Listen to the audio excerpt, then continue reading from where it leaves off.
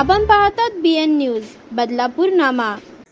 सिंधुदुर्ग जिल्ह्यातील मालवणमधील राजकोट किल्ल्यावरील छत्रपती शिवाजी महाराजांचा पुतळा कोसळल्याची दुर्दैवी घटना घडली आहे। या घटनेमुळे राज्यभरातून संताप व्यक्त केला जातोय।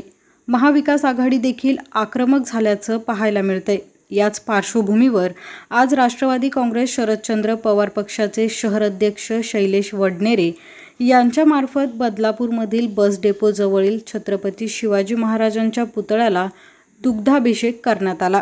गेल्या काही दिवसांमध्ये बदलापुरात घडणाऱ्या काही निंदनीय घटना, आंदोलनामध्ये घडलेल्या काही घटनांमुळे सामाजिक वातावरण गढूळ झालं होतं।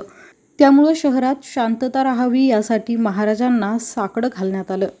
कुळगाव बदलापूर शहरामध्ये गेल्या काही दिवसापूर्वी ज्या घटना घडल्या त्या घटना ज्या निषेधार्ह होत्या, निंदनीय होत्या आणि त्या घटनांच्या माध्यमातून बदलापूर शहरातलं वातावरण कलुषित झालं।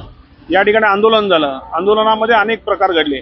हे बदलापूर शहरामध्ये एक सामाजिक त्याचप्रमाणे राजकीय परिस्थिती ही जी आहे बिघडलेली आहे आणि अशा परिस्थितीमध्ये या ठिकाणी ही परिस्थिती शांत व्हावी, कायदा सुव्यवस्था या ठिकाणी बदलापूर शहरामध्ये निर्माण व्हावी हा एक उद्देश या ठिकाणी ठेवून आम्ही या ठिकाणी छत्रपती शिवाजी महाराजांचं पूजन या ठिकाणी केलेलं आहे, दूध अभिषेक केलेला आहे आणि महाराजांना हार घातलेला आहे।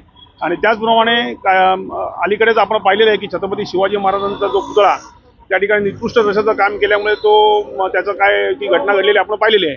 तर या माध्यमातून कुठेतरी जातीय सलोखा राहावा, छत्रपती शिवाजी महाराजांनी जे रयतेचं राज्य स्थापन केलं ते रयतेचं राज्य स्थापन करण्याचा त्यांचा उद्देश जो होता त्याच उद्देशाने या ठिकाणी बदलापूर शहरामध्ये शांतता सुव्यवस्था राहावी अशा प्रकारचं आमची या ठिकाणी या मानसिकतेतून आम्ही या ठिकाणी आज छत्रपती शिवाजी महाराजांचं या ठिकाणी पूजन केलेलं आहे।